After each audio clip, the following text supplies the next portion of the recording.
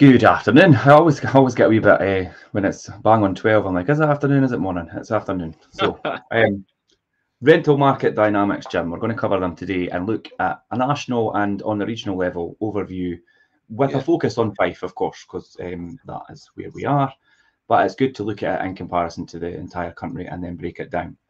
So, I think really, I mean, the UK rental market has once again really demonstrated its resilience and dynamic nature recently, and I'm sure anybody who is involved in the private rented sector and things will agree.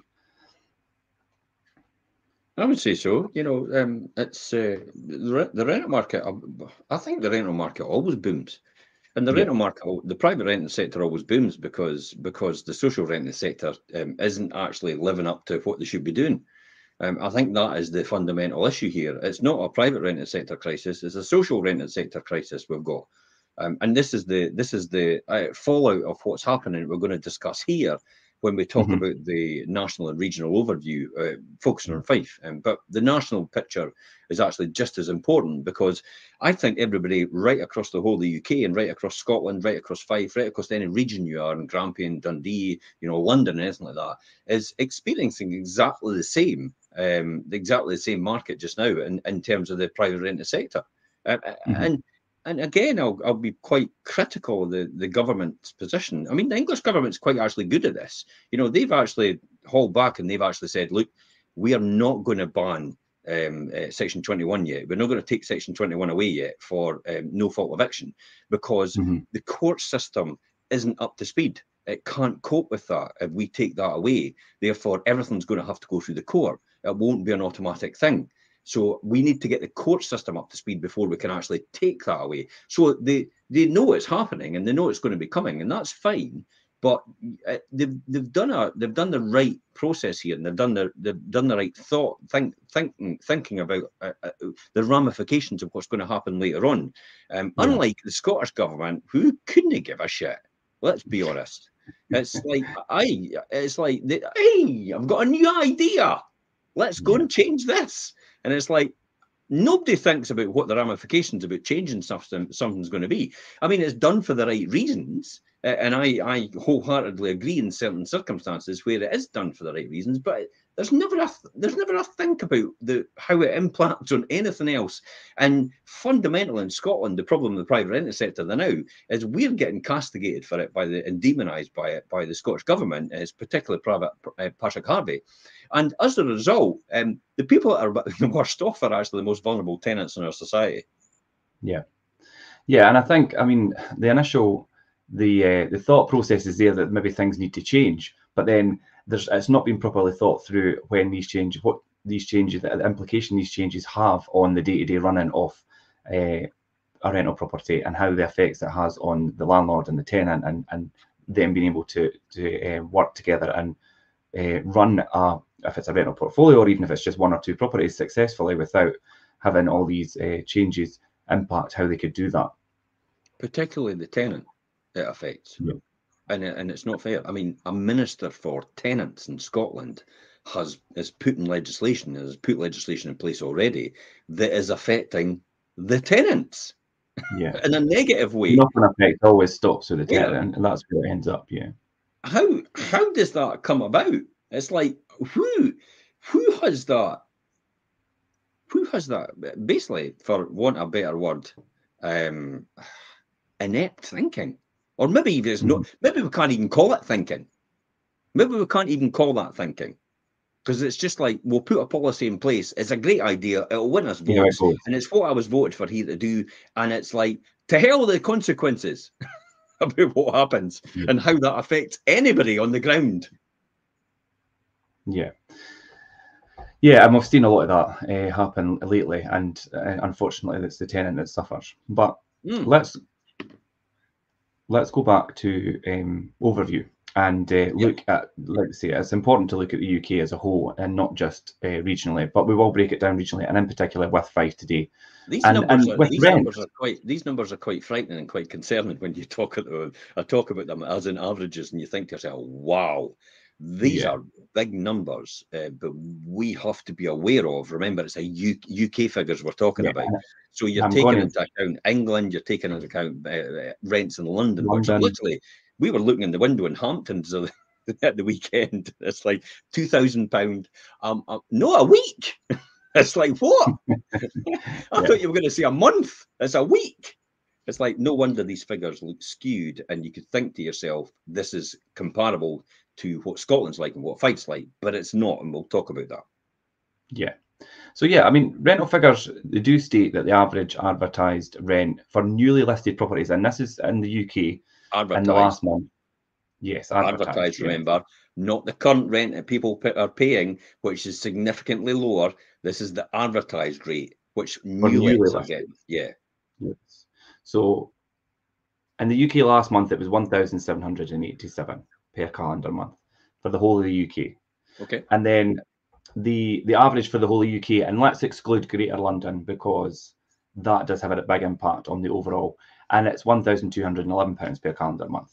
Yeah. And Greater London on its own, as we witnessed at the weekend, Jim. Yeah, that dropped significantly. So what's Greater London on its own? Greater London on its own is £2,989 per calendar month. About £3,000. Everybody will just round up to £3,000. Let's be honest. Yeah. So Greater London is £3,000 a month for your rent. That's £36,000 a year. That's more than the average salary across the UK, which is £33,000. How is that affordable? That's not. And this is the point, Richard. That these statistics are getting rolled out as that's not affordable, and it's like, yeah, okay, it's not affordable in London. Well, maybe London pay a lot more salary. Remember, they're at the higher end of the 33,000 and above. Whereas when you come to Scotland, it's a completely different kettle of fish. Yeah. So in our region of Scotland, the average rent currently stands at 1,226. A lot lower in terms of everybody else, and that's roughly round about what, 14,000 a year or thereabouts. It's still a lot of money, but please bear in mind, an average is halfway. So in other words, some people are paying significantly more than that for new lets. Remember, this is all about new lets. That's all, not the existing lets. So some people are paying significantly more than that. Some people are paying significantly less than that, because half of these people have to be below that. And it just so happens that's all my tenants. All my tenants are actually even half of that figure, or less than more than half of that figure. Yeah, that average, like you say, Jim, and that it takes into consideration like St Andrews, parts of the East Nuke where rents are really high, and also the other end, which is really low. And, Edinburgh as well, and stuff, and places like that. So Zoopla come out with a statistic as well, and it says according to Zoopla, their average rent, the currently advertised properties, is actually properties that are currently let. This is Zoopla says it's 722. 722. Which is a wee bit more realistic. Yeah, I think that's the true statistic. I think when we look at these numbers, this is currently what's happening right now. And fair enough, you can say, oh, we need to curb this, is what the Minister for Tenants is doing. But what he calls it a loophole, by the way. Well, it's no loophole. Nobody's actually cheating it or anything like that. This is the fact that the return on investment you have to get in order to make sure you're able to run the tenancy at a profit, or what a housing association would call a surplus. So let's call it a surplus then from now on. So this is to run the tenancy at a surplus, so we can reinvest back into the property and repair it and improve it as we go. That's why the average rent is a lot higher than it is where the current rents are starting just now. Because most people have mortgages on them, and also the cash payers as well. So that's why it takes into account the current situation. I mean, you have to pay the finance, and if the finance goes up, the tenant's got to pay it. It's not the landlord that has to absorb it. It's the tenant that should be paying it, because if the tenant had a mortgage on the property, they would be paying that finance anyway.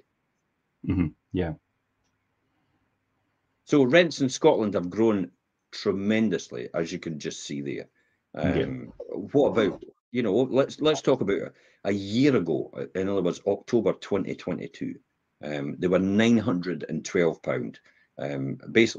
Basically, a growth of that period, and since I think it's since 2000 and when are we benchmarking this against? Can you remember where we're benchmarking this against? It's a growth of 34.36%. 3 years ago, yeah. So today, we're going today's figure, here we go. Let me yeah. get this in my mind. Let me get this in my mind Yeah. so people understand what I'm talking about. So we're comparing it against the 1,226.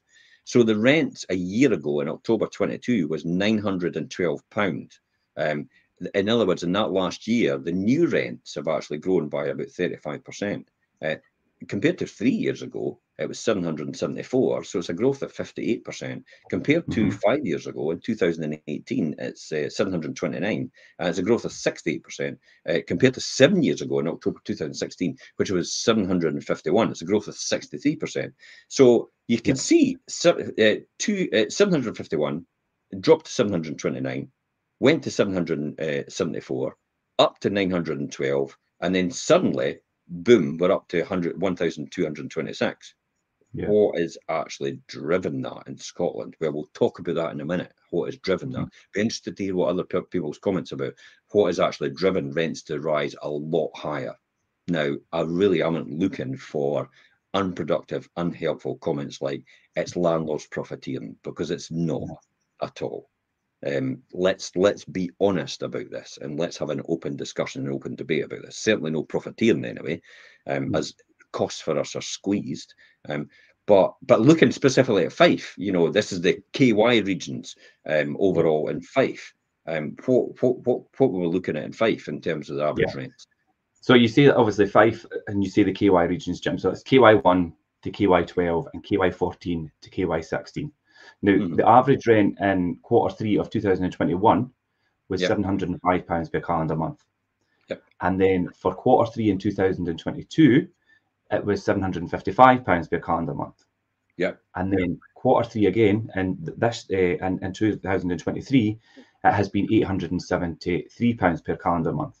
Now, Q3 for Fife was calculated used to calculate the average as a simple size, as it's much smaller than the regional and national stats, and it makes sense to us because obviously we're here in Fife. So what I did do though is obviously that's Fife in itself, but let's break Fife down a wee bit and do the main areas. And I put the stats together for Q3 in these 3 years as well, just to look at in comparison. So we'll start with Cooper.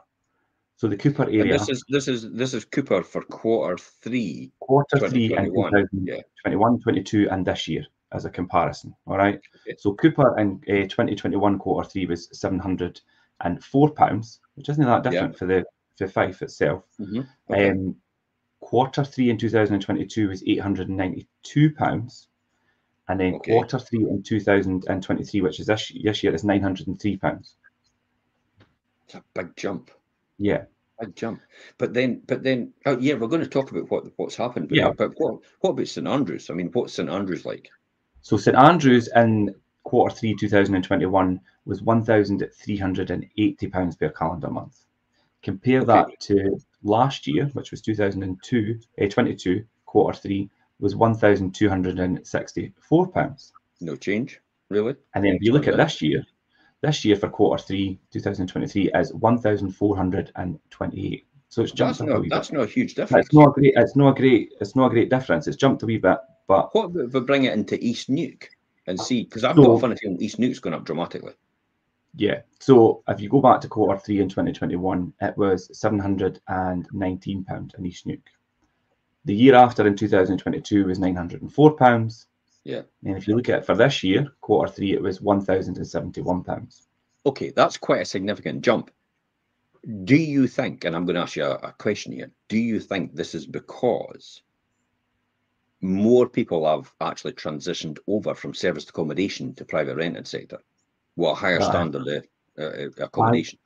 I know, boots on the ground and dealing with people daily, that there is a lot of the holiday homes and the short-term leasing transferring across. I'm going out to one later in the week in Ely, and it was holiday home and has been for a long time.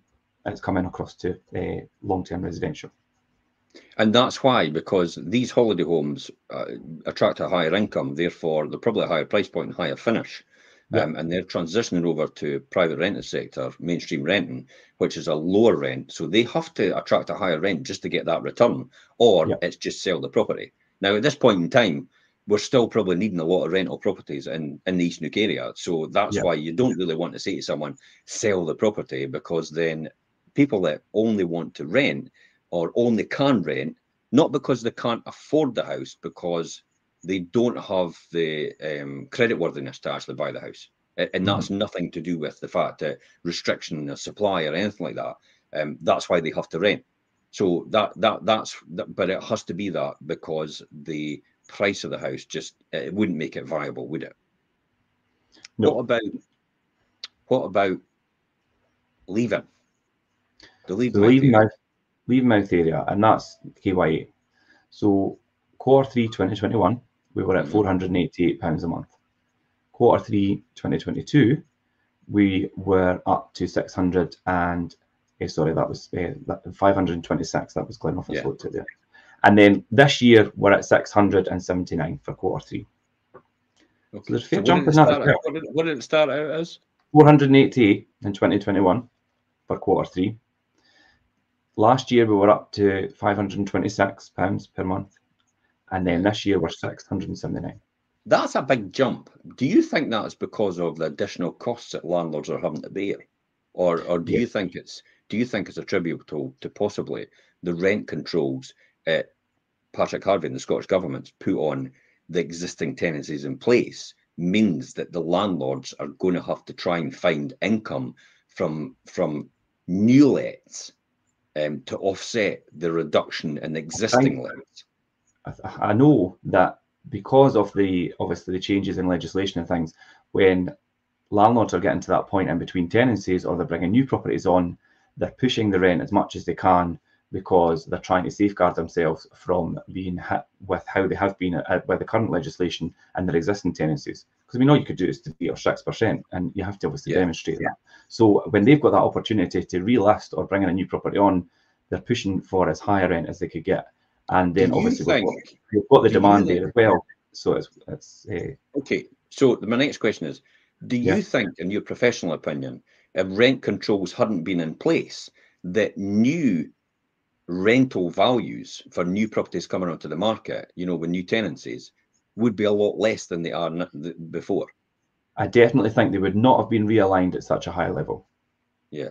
So I can then say, because the evidence that you have, that the new rents coming onto the market are a lot higher to compensate for the existing legislation that's restricting the existing. So the new people moving into properties are actually subsidising the people in their existing properties. Yes. So the new tenants are subsidising the older tenants. Yes, and because we've still got such high demand in the areas, then even though the rents maybe are slightly on the higher end, people are still willing to pay them because they need the property. But here's a dilemma question out of here. If the new tenant actually earns less than the tenant sitting protected in an existing tenancy by rent controls, and they earn significantly more, on a moral dilemma, is why should they be subsidising that person if that's the case? They shouldn't. And then if they aren't earning enough and rents are a wee bit higher and out of their price range, then it's pricing them out of the market as well, and leaving them in. And then I could go on to say then, and I could play devil's advocate here, and I could say then that, does that mean that the Scottish Government then should restrict the new lets rent levels in order to stop? No, this is your opinion. I'm looking for. I'm not looking for what they think. I'm looking for your opinion on this, in terms of, do you think then we should restrict the new tenancies in terms of the rent levels, so the new tenants don't pay for the existing tenants? Yeah, I think there should be a cut to some extent. Yeah, of course. Okay, but what would be the ramifications of that then? For existing, if there was a cap for the new tenancies, if there was a cap put in place, what would be the ramifications? What would landlords more than likely be driven to do? They'd be driven to sell, because then they've not got that additional income that they could add on to their realigned lets or their new lets to compensate for what they're losing out on the others, and it would push them to sell, and then that would put us in a position where we've got less property and supply. So if this is put on new lets, this control, in your opinion, as a professional letting agent, let's just clarify that for anybody that is not a professional agent out there, it doesn't know what they're talking about. For a new, in your opinion, as a new letting agent, then you are actually saying that if the government goes and does this, the Scottish government, then we will more than likely see a bigger exodus of private landlords selling up, which is great news for first-time buyers, by the way. But it will be a restriction in supply, which ultimately will cause a huge problem for the existing tenants that need properties. Yes, and we would see a significant decline in the available properties. Yeah. And is that because then the Scottish government isn't building any really amount of social housing? Then is that the problem?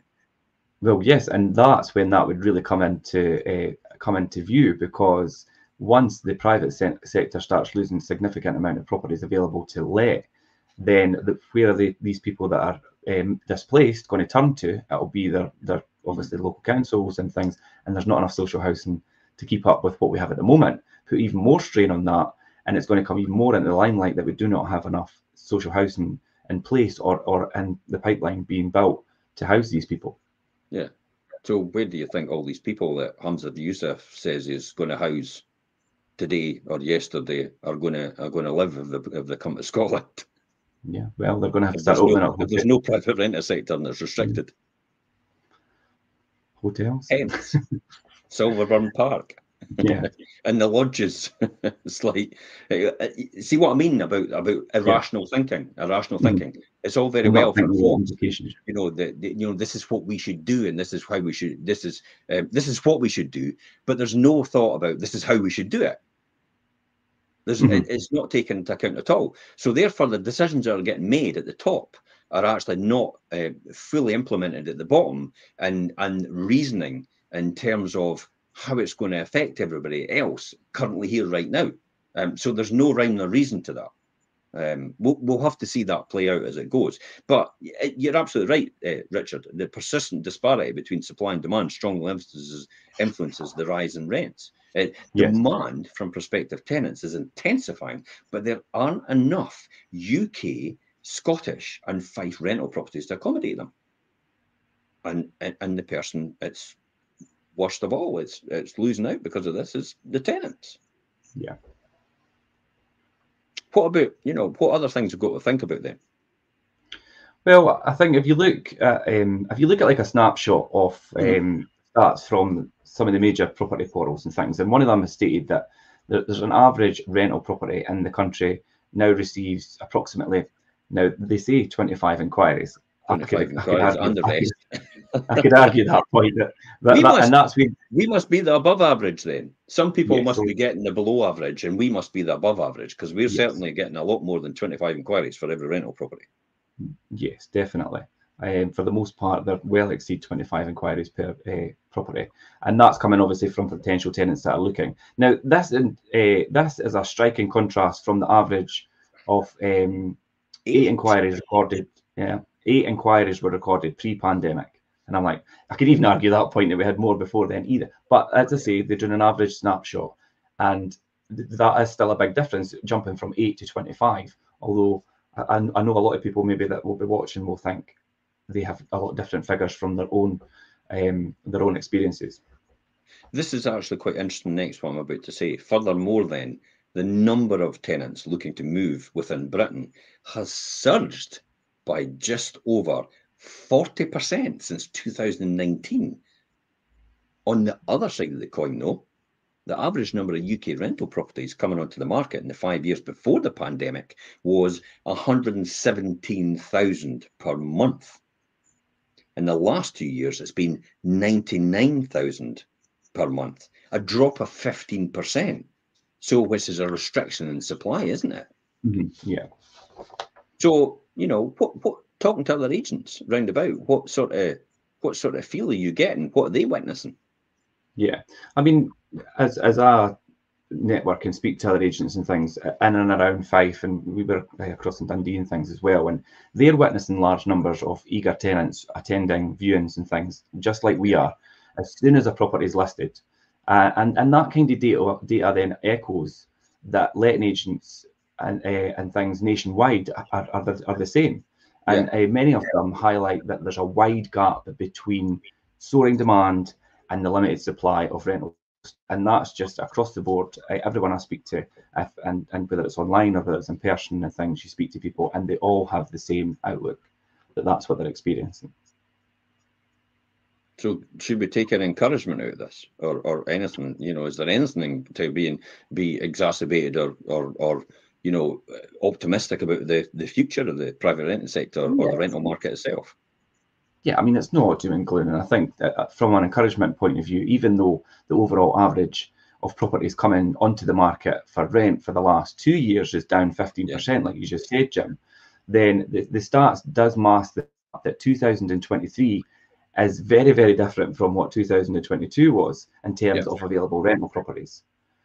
So the number of new properties being introduced to the rental market in the last 10 months, and that like from January to now in October, is 6.9% higher year on year than the same time from the year before. So that's like, say, maybe January to mid-October 2022. Do you think that that number of new properties coming to the market is a result of new investors into the market, or do you think do you think it's just maybe because bear out on I'm an estate agent as well. On a sales side, the statistics suggest that there's more first-time buyers entering the market, and there's more first-time buyers buying properties for the first time. So is it possibly a case, dare I say, that potentially more first-time buyers are actually leaving their private rented property and actually buying for the first time, and that's why that stock's gone up by the availability has gone up by 6.9% for that reason?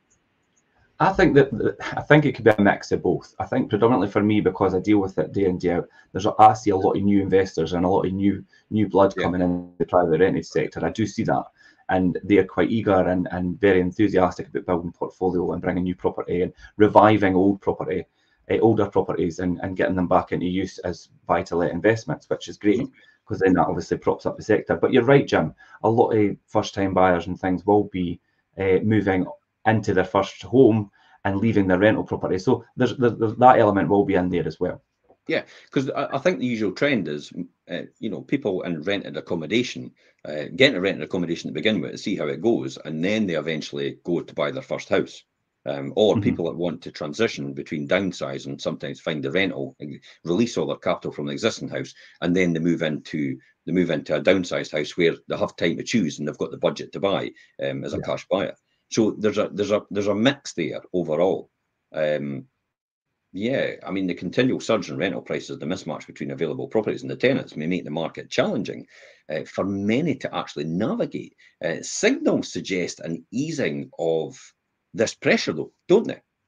Yeah, and that will ease off. And it's like everything kind of, like you say, Jim, the rental market has always been quite good, and it has its peaks and troughs like anything else. But this pressure, and there is a lot of pressure just now about tenants trying to navigate through the rental market as it is, and there's a lot of frustrations and things. But that'll ease off, and things will level back out. So with new rental listings at higher levels, a sustained balance between supply and demand may decelerate the annual growth of the Fife rental prices and the UK rental prices as well. Yeah. For Fife tenants in this tight market, I think, you know, do you think being proactive is actually crucial? It is a really crucial element. I mean, speed is really of the essence when you're in the process of arranging viewings, and especially amidst all the competitors that you'll have, and people have other commitments and things as well. But immediate property alerts on portals and things, and you need to be set up properly. If you're following a really interactive agent on social media, have these notifications and things coming up for property and opportunities. And I think the portals and things that give you these notifications of new properties, you need to be there and cultivate strong face-to-face like interaction and communication and relationships with a local letting agent. If you are really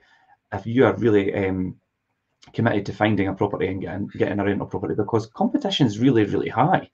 And it could really offer you that competitive edge if you are in the forefront of a letting agent's thought process when it comes to new properties and things. If you're really looking for a property, tenants must be clear about their property requirements, their budget constraints, how long they intend to stay, the duration of the tenancies they're looking for, their flexibility, and especially concerning the move-in date and when they can move, and can make an application really stand out if they provide all that information up front without having to be chased for it.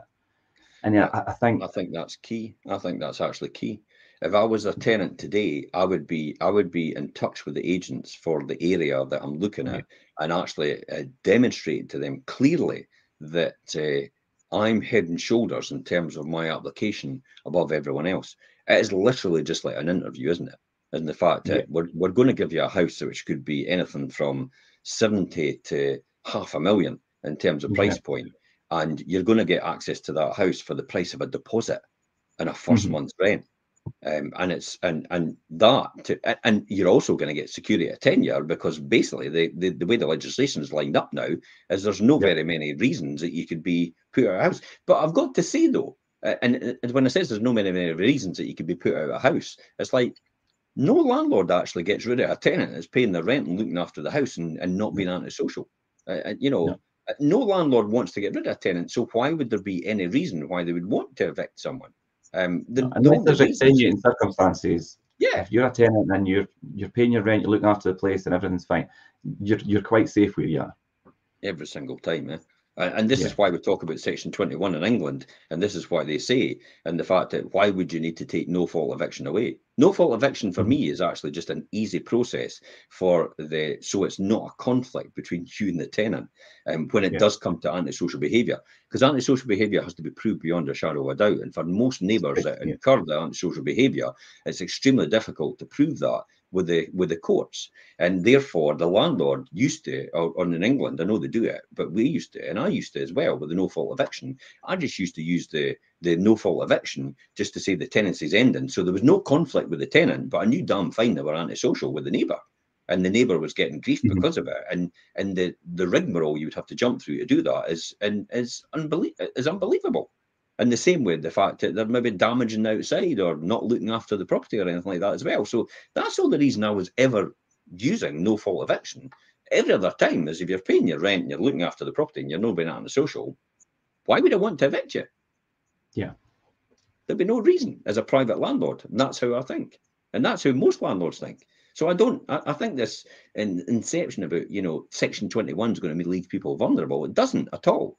Because the only reason it's used is for that, for the fact that it's extenuating circumstances and it doesn't work. So I think as the evolving landscape, if I was a tenant today, I would be making sure I'd be following their social media page. I'd be in touch with the agent all the time. I don't mean just like sending them emails, because you get, you're competing against almost about 50 other people to get one property. And if you're competing against 50 other people, you don't send the agent emails. You continually phone them, you continually message them, you continually badger them until they come back to you. But what you do as well as doing that is you demonstrate clearly you're the best person for it, just like you would do a job application. You're the best person for this house. You demonstrate that, that's when they'll get back to you. If you continually phone them, email them, and message them, and don't do anything about demonstrating you're the best candidate for that property, then more than likely you'll get basically ignore you, because you'll be classed as pestering them all the time. For no apparent reason at all, because they don't have the resources. But if you've got 50 people chasing a property, you don't have the physical resources at this point in time, because you only had 8 before the pandemic. You don't have physical resources to actually get back to 50 people. You would be out of business with having to hire people just to do that. You wouldn't be able to run that cost effectively. Hence the reason why you have to have a system that says, look, you know, if we don't get back to you, you've not been successful in getting the property. Whereas some people interpret that you've not got back to me, therefore you're ignoring me. Well, it's not, but we're not, you don't ignore them. We're not ignoring you. We just don't have the resources to get back to you. So it's a default thing. If you've got it, we'll come and tell you. And if it's gone, it's gone. It's nothing to do with you personally. It's just that the landlord decided to go with that person because they were the best person for it. Just like when somebody offers on a property, someone's maybe got a house to sell, someone's maybe got a cash offer, and maybe the cash offer is slightly lower, but they'll take the cash offer because it gives them certainty. And then the other person finds wind about it, you know, gets wind about it and goes, you know, it's like, why did I not get it? I was the highest bidder. I bid a lot more than what that was. And it's like, well, circumstances were better. They put themselves forward in a better position. That's why the seller accepted.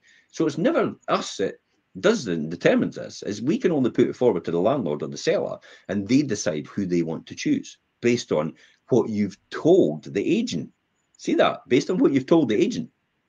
That's why people don't get it and some people do get it. It's what you've told the agent is the most important thing, not what you've made up, by the way. Not what you've made up. It's not applying for a job and glorifying your CV here. It's like if you make something up and an agent finds out about it, you're blacklisted. That's it. You're not getting that tenancy ever. And you'll probably never get any other tenancy as well. And it's basically because you lied. Yeah, and if you do, obviously, if you aren't completely transparent and honest in any application, if your letting agent or your landlord is doing proper checks and due diligence, they will find out if things are not true. But like you say, Jim, it is like a job interview. And I've had a few over the years, and one that always stands out to me, and it was a girl, and she sent me, and it was basically like, she sent it to me like a CV. It had a picture there, it had her, what she was wanting, had her finances, had everything. And needless to say, she's still a tenant with us, and she's a brilliant tenant. But it really stood out to me, and it just made our job so much easier, and it made her property search so much easier for her as well. Because it put her right up. The evolving rental landscape then has also prompted many to reconsider the traditional preferences. Expanding search horizons beyond typical hotspots, for example, in Fife, might increase the probability of securing a property and introducing tenants to a more cost-effective options. I had it sometime when somebody says, I can't afford to rent in St Andrews. And I went, I can't afford to rent in St Andrews either. and I choose to live 16 miles outside the St Andrews for that reason, because it's more affordable. So maybe you should consider that as well. As if it was a right.